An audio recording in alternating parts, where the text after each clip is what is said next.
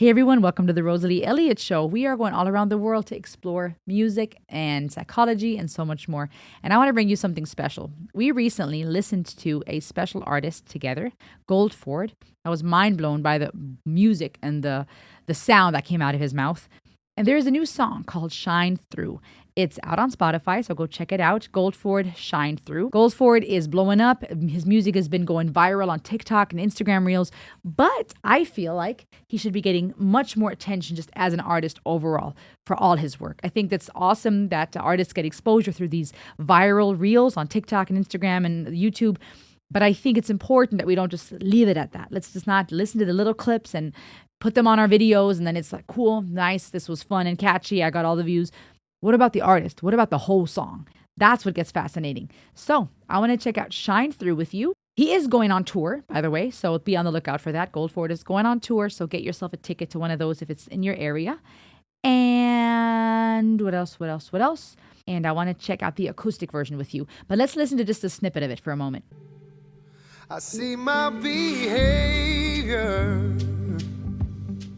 and where I go wrong. This is going to be so beautiful. Am I going to cry? Probably. Let me listen to Shine Through, the acoustic version. I want to just experience that with you. But go check it out on Spotify, on YouTube. Goldford, Shine Through. I'm trying to prepare myself mentally. Here we go. My memories faded, all the good days all gone. I ask for my maker, she shows up in song. Interesting to say she. I see my behavior, where I go wrong. I guess it's my nature, my head is too strong.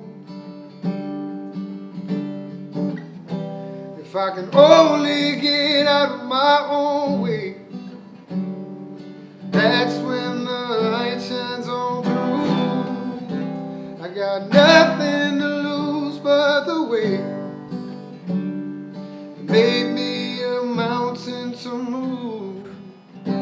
If I can only get out of my own way, that's when the light shines through, shines through, shines through. That's when the light shines through, shines through. I lost my intentions, fear left me blind. Somewhere in my shadow is my own peace of mind. The river is flowing, I cannot let go. It's easy to practice, but harder to know. Whoa. If I can only get out of my own way, that's when the light shines on through. I got nothing to lose but the way it made me a mountain to move. If I can only get out of my own way, that's when the light shines through, shines through, shines through. That's when the light shines through, shines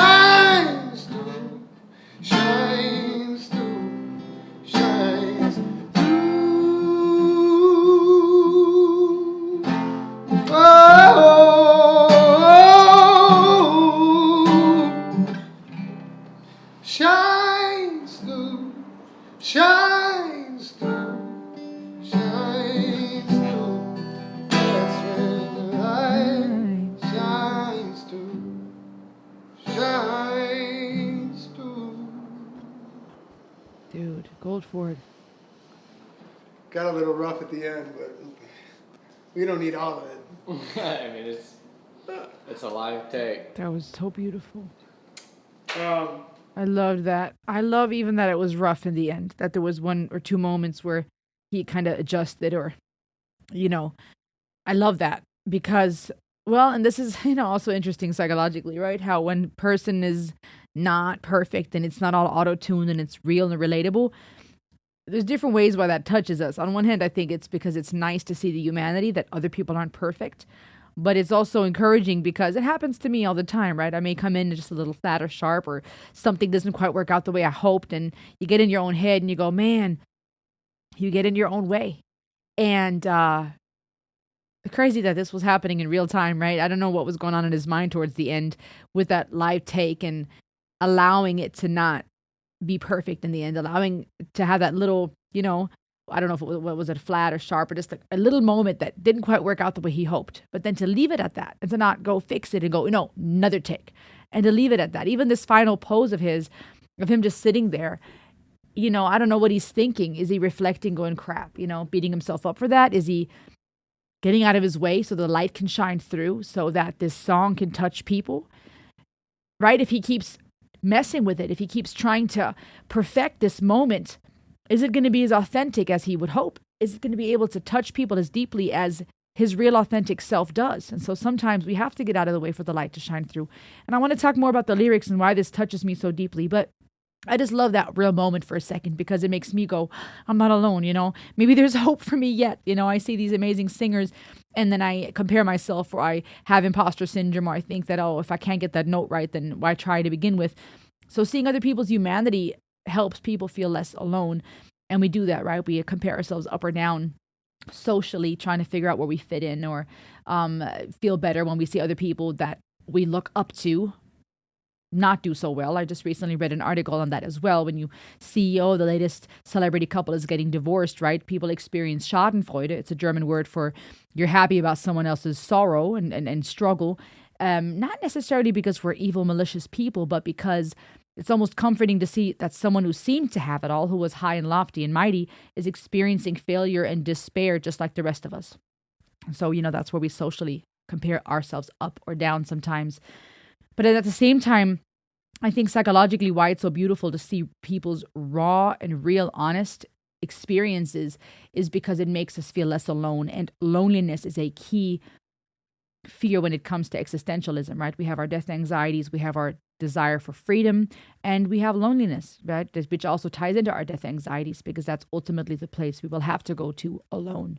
And that's terrifying if you think about it, right? Even if you had someone holding your hand at your bedside or on your deathbed, you're still going to have to die alone. You're still going to have to walk through that door alone.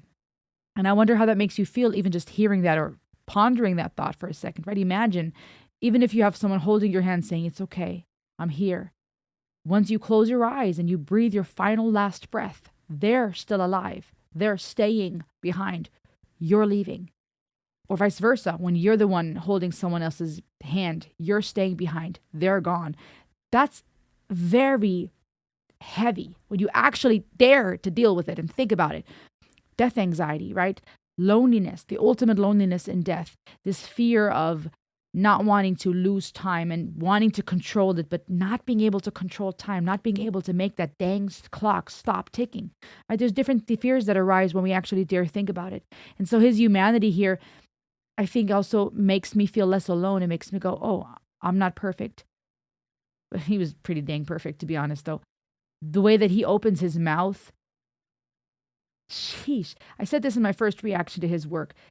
He opens his mouth and I would have not expected that voice out of him. I had the feeling with that other song I reacted to that there was some type of soul coming, just because of the background singers, the stage, the setting. That's what I mean by stage, and the atmosphere of this. But I did not expect that voice, and even here too, that rasp, that guttural, deep emotion. It's the type of artist you want to, at whose feet you want to sit and just listen to and let the music wash over you. And I cried because this song is so relatable. even the setting is beautiful, right? The acoustic guitar, he's just sitting there with that cool shirt. That's a dope shirt. His hat, the flowers around, it's a very beautiful picture aesthetically. It's a nice setting. But then he opens his mouth, surprises you with that rasp, that powerful voice, right? The vocal control and the vocal range, hitting notes that I wish I could hit. And then sings about getting out of our own way and, looking for it, it's asking the maker, and that was an interesting touch there. She responds. And I want to look at the lyrics a little bit. GoldFord, Shine Through. Y'all got to go look that song up right now. Go look it up and listen to it again and then listen to it some more. And I just typed listen instead of lyrics because I was trying to pull up the lyrics. Shine through. My memory's fading. All the good days are gone. Are the good days all gone? So asking this as a question. I think this is very powerful psychologically because this is a key question that we have as we get older, right? Not even just when we're headed towards old age and impending death. I think as we get older, as we mature from the nativity and the innocence of children through the identity crisis of adolescence to adulthood where we're dealing with day-to-day life. And even then, it's still new. We've never done this before. Even if we're 45 or 55, we've never been there before. It's all new. It's always new. But we're still coming at it from a more mature place. And so I don't know about you, but I have those moments where I'm like, I have snippets of memories from my childhood and adolescent years, but it doesn't feel like a straight timeline all the way through. And so it almost feels like memories fading and time's flying, and it makes you wonder, are the good days all gone? And this could be, of course, a question we ask ourselves when we're hurting, right? Is this all that there is? Is all the good behind me? But I think it's also when we ponder life, was that the peak, right? Was this moment in a relationship, was this person, was this experience, was this season of my life, was that the peak? I experienced that a lot after college, thinking that those were the holy and high days. Because I had such a picture. I had romanticized that season of my life, but I had romanticized myself. I guess, maybe all the expectations people had for me, the expectations I had for myself made me feel like that was the peak and that was who I was supposed to be. And everything else felt like a plan B or C. It felt like a cop out or the lesser version, instead of going, nah, man, like, I had never been 35 before. How could 19-year-old self say to 35-year-old self, 19 was better? What? You haven't even experienced what was in 35. You don't even know what was ahead of you, girl. And the same goes for the future. What if my present-day 37-year-old self says to my 50-year-old self, those were the best years when the kids were little and you still looked better and you looked younger. How dare I say that to my 50-year-old self? I can only imagine, God willing, and I live that long, inshallah, my 50-year-old self looking back and being like, you have no idea what you're talking about. The fine wine is still coming, but that's what we think sometimes, that this moment in time was the peak, or this was the height of who we were supposed to be, or what it was supposed to look like. So these are existential questions. This is human. Am I forgetting things? Is my memory fading? Are the good days all gone? I ask for my maker. She shows up in song, and this is beautiful. It was a beautiful touch to say she. And I don't say that because I'm some hardcore feminist. I actually grew up with, if I would have heard this years ago, I would have been opposed to and been like, we don't say she, it's he, right? That's how it's written in the Bible. But quite frankly, now I'm at a point where while I still would tend to say he, and it still feels different to me, I'm not going to say, oh, you shouldn't. Because God made he's and she's, and why can't God show himself as a loving mother, a loving father, and whatever. But to write that way, also fitting to the alliteration here. She shows up in song, right? Beautiful. I see my behavior where I go wrong, right? So there's this self-reflection. There's not only looking outward going, where has life gone? What's happened? Where are the good days? It's also an internal introspective reflection saying, what's with my behavior? What have I done wrong? My head is so strong. Oh, I'm so stubborn. If I can only get out of my own way, that's when the light shines on through. And I was taking this two ways. At first, I was really touched by it because I thought, man, this is so me, where I get in my own way with my fears, with my doubts, with my lack of self-love. And the light would shine through. The beauty can shine through if I just got out of my own way, right? I cast this shadow because I'm blocking the light. And then my second thought was, well, does that mean that I have to be removed? Am I the problem? Does this still mean that There would be no shadow if I just wasn't there. So my absence is what is needed for there to be beauty, right? You could take it either way, and the latter suggestion would still, however, perpetuate that negative cycle of I'm not enough. I'm the problem. If I just got out of the way, then there could be beauty. I'm the one that's causing the lack of beauty because I'm blocking the sun and now there's a shadow. That mindset is still that cycle of shame, of thinking there's something wrong. But I feel like the way that he means it here with shine through, I think it's more this idea of, man, get out of your own way. You are so precious. You've got nothing to lose but the weight, right? If you were to get out of your own way, not because you're a problem, not because you're too heavy and you're too much and just move. No, it's because you are not showing up for you. You got to get out of your own way in the sense of you would lose that burden, that weight, those lies, that shame that we carry that made me a mountain to move. That weight, I've got nothing to lose but that weight that made me a mountain to move. Another alliteration here, beautiful songwriting, literarily speaking, but then to also say that felt like a mountain. I was this mountain that could barely be moved. I'm headstrong, I'm stubborn, I'm this mountain that can't be moved. It's such a weight, but that would all go if I simply got out of the way. If I can only get out of my own way. That's when the light shines through, and then that tags. And it's so beautiful that that keeps tagging, by the way, shines through. Something about repetition can be very therapeutic. If you repeat the right thing, of course, right? When we chant, when we repeat affirmations, when someone says to you, I love you. I mean, just let that sink in. I know you don't know me. You're watching this, and who am I, right? What does it mean if I tell you that I loved you? But I can say that, and I genuinely mean it. I don't know you sitting behind the camera right now, but I believe you have intrinsic value because you were created and breathed into life, because you were formed in your mother's womb, because you exist. You are a miracle. 1 in a 14 trillion chance, science says, doesn't it? Right? Of us being here, not just amongst all the millions of sperm that could have made it instead of us, but also the fact that the pregnancy went to the end, the fact that you're here, that you're conscious, that you're healthy and thinking and breathing, right? With all that is you, I believe that I can authentically say, you are loved. I love you. You're a special human being, right? But repetition makes it more poignant. If I were to keep saying that to you, hey, you are loved. You are loved. You are loved. Seriously, listen. You are loved. Repetition, really internalizing it, letting it sink in. The same goes with breathing, right? We don't just breathe one time and then we're good for the day, right? And let's live off of that one breath for the rest of the day. We have to repeat it, right? Crying tears, one little teardrop. I'm good. Catharsis, done, right? No, all right. The same with cuss words. Sometimes it just goes on and on and on, or, hitting something or fighting or working out. Not just one movement will cause that release that we're seeking, or a dopamine fix, etc. It needs to be ongoing. There's a pattern. Nature is full of cycles. We are full of cycles, and we need to repeat. And so for here to keep tagging that and saying it shines through, I feel like it's almost like a mantra, like this meditation. Not saying, get out of my way. He's not tagging, if I only could get out of the way, get out of the way, get out of the way, get out of the way.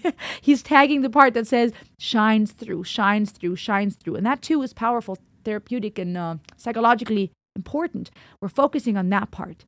We're not going, oh, if I could just get out of the way. If I just could. If that part were to be tagged, I feel like we would find ourselves back in that cycle of shame, thinking he means, get out of the way. You're a problem. That's not how this is meant. Shine through. I've lost my intention. Fear left me blind. And this, y'all saw me. I started crying at this point. I've lost my intention. We all have these good intentions in life. I had so many intentions, and I still have goals. Don't get me wrong. I still have intentions. But as I get older, I get tired, and I lose my intention. All these goals that I had, and that youthful ambition, and that childlike innocence, that feeling of immortality, and it's all ahead. And then life happens, and it almost makes me weep because I'm like, what? I was 19, I was 22, and I felt immortal. I knew I was going to die one day, and my hope was in heaven and in God, but I wasn't focused on dying. I was confident I wasn't going to die anytime soon. I was confident. Like, I did not really have death anxieties because I was like, no, I know God has plans for my life. I know I'm still going to accomplish this and this and that, and God's hand is on my life, and angels are around me. There's no way. And then you get older, and you start experiencing life, and you're making decisions, and there's consequences, and there's death experiences or near-death experiences or risky things, or other people make choices that impact you. You get older, you feel the impact on your body. You do Brazilian jiu-jitsu and you go, dang, I'm not 20-something no more. Like, I got to warm up, right? You You feel life, you feel gravity, you see entropy happening. And life wears you down. You lose your intention, and fear left me blind. Fear kicks in. And like I said earlier, maybe fear of death, fear of loneliness, fear of losing our freedom, fear of figuring out who the hell am I? Pardon my French. I'm going to say it, not heck. Hell. Who the hell am I? What the fudge is going on? What's going on? And it leaves you blind, though. We become blind. And that's also cool language here, beautiful language when it comes to songwriting, to speak of sun shining through, but also speaking of eyesight, blindness, not being able to perceive. Somewhere in my shadow is my own peace of mind. Somewhere in my shadow, fitting to this picture of light shining through, getting out of our own way, right? Because wherever we stand, that we're blocking the light from falling, the shadow falls behind us and, in that direction. And so to think in my shadow is my peace of mind. It's not with me. I don't have peace of mind within my mind where it's supposed to be. The peace is supposed to be in my mind. It's not there. It's in my shadow. It's somewhere almost like a ghost. It's almost like not a watered down, but in the reflection. It's not a reflection. It's a shadow, but it's a watered down version. It's cast aside. Somewhere is my peace of mind. I don't even know exactly where it is. It's hidden. It's in the dark. The river is flowing. I cannot let go. And this one is powerful too. The river is flowing. Is this speaking of tears? Is this speaking of life, right? This river that's trying to get through, right? Rivers are going to keep flowing. If they can't get through the rock, they're going to go around the rock. I cannot let go. That statement to me is so real, because when you're afraid or you've lost intention or your memory is fading, it's so freaking hard to let go. It's easy to practice, but harder to know. And I like this because usually people say it's so easy to say, but it's harder to do. That's what I often say, right? It's easy to say and know things, but it's hard to put that in practice, right? That's the hard part. That's the challenge, actually getting up and doing it. But here he flips it around and he says it's easy to practice, harder to know. Whoa. Whoa. Yeah, that's a fitting part of the lyric. Whoa. Even though he sings it. Because I suppose that's the irony. On one hand, flipping this to me implies irony. The irony that it's easy to practice, hard to know. But maybe that it's the opposite of what we think. Usually we think it the other way around, perhaps. But maybe it's also because actually it is easier to practice. It's easier to get out of our way, to do the thing, to say the word, but it's hard to really know, to really grasp it. Because quite frankly, if we really did know that we're in our own way, if we really did know that peace of mind is hanging out right here in my shadow, wouldn't I do it? Right? We say, oh, I know it's easy to know things, but it's hard to do them. No, maybe it is the other way around. Because if we truly knew it, if we truly understood the theory we so praise, I would run to get that peace of mind out of the shadow. It's right here. So we don't really know it. It's hard to know. If I can only get out of my own way, that's when the light shines on through. I've got nothing to lose but the weight that made me a mountain to move. And then, that tags, and he keeps singing, shines through. And like I said earlier, I love that that's what it ends with, not with get out of the way. The part that tags is it shines through. That's when it shines through. And I guess the question would be, what shines through, right? If I'm out of the way, what's going to shine through? The maker? Is she going to shine through in song? To me, even that phrase, I ask for my maker, she shows up in song, maybe also saying, I'm asking God, I'm asking the maker, are all the good days gone? Like, what's the point? I'm afraid. I don't have peace of mind. I feel lost. And maybe this song being the answer and basically saying, hey, yeah, we may be headstrong. We've made mistakes in our behavior. It's our nature, our human nature, right? Our memory fades. We have that weight of the world, those mountains that make us hard to move. If we only got out of our way. That's such a comforting thing to meditate on. And of course, it leaves me with more questions. And I would like for you to comment below. What does that mean to get out of your own way? What's the light that's going to shine through? Is it going to be that peace of mind? Is it going to be a light-heartedness, the absence of all that weight we had before? Freedom, peace, freedom, light, right? The things that make us feel kissed by the sun, that make our face warm, that light up our eyes. What is going to be that light? It sounds like it's going to be all the things we hope for, that we need them to be. Love, peace, lightheartedness, that warmth of the sun that illuminates our path so we know where to go next. It helps us see so we're not blinded anymore. The peace of mind that was hiding in the shadows before. Perhaps that thing that's going to shine through is all those good things that we long for. So all we got to do is get out of our own way. But that's hard to know, because what does that mean, to get out of your own way? What do you think? Will you tell me? In the past, I would have been quicker to just have the answers to that. Now, as I hope I'm getting wiser and older, I would think it depends on the person, getting out of our own way. Because sometimes, and I recently spoke to a dear friend of mine about that, sometimes we keep saying things like, oh, I just got to be better at this. And I got to learn to accept myself. And I just got to, be more compassionate. And we were speaking about how sometimes that's still the problem, is all those to-dos. It's still that we think we have to fix something. I just got to learn to, be more at peace. I just got to learn to be more compassionate.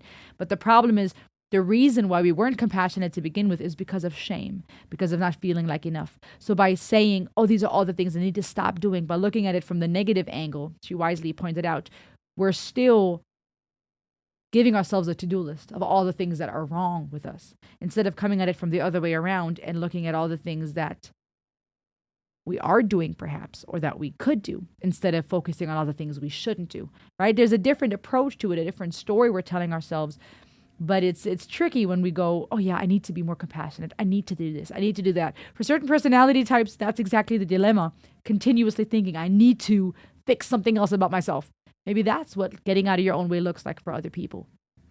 Maybe for some, it's accepting yourself and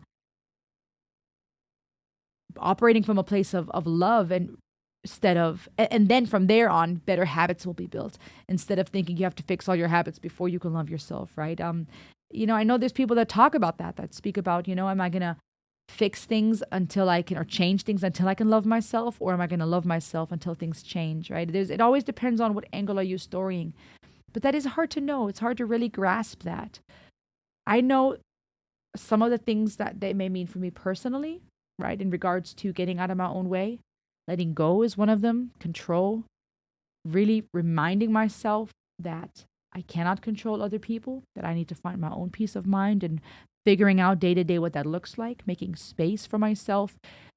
Affirmations out loud, right? Those are things that may work for me, right? Out loud, saying kind things beyond, oh, you're awesome, I love you, but deeper, right? You are a good parent. You are a good person. You are trying this and that. You are loved. You are seen. You are valuable. Your opinion matters. Your feelings are valid, right? For me, it may be affirmations. For me, it may be breathing, calming myself down, journaling, making time for myself, allowing myself to take time to figure out what the heck I need, etc. That's me. What would it be for you, though? Getting out of your own way is going to look different for you, because you are you. And you getting out of your own way is not going to be the same like me getting out of mine. So I think it's also very unique and case by case. But the fact is that the part to meditate on, beyond, get out of your way, right? In order for us not to get back in our way by worrying about getting out of our own way, is the part about shining through. That's the part that I love so much, that I love is repetitive here. It's not get out of your own way, get out of your own way. And now I'm so in my head about getting out of my own way that I'm in my own way.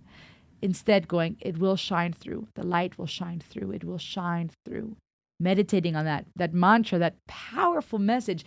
I went deep with this one, guys, because this song is psychologically just brilliant. It's therapeutic. Honestly, this is therapy. Honestly, you just sit on the couch, play this, meditate on this, and then tell me what you think. I hope you know you're loved, and that there is a lot of light that's going to shine through as you learn to get out of your way and love yourself.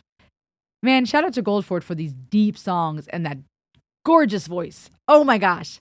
What do you think? Go check out GoldFord. I'll see you on the next ride. Ayo!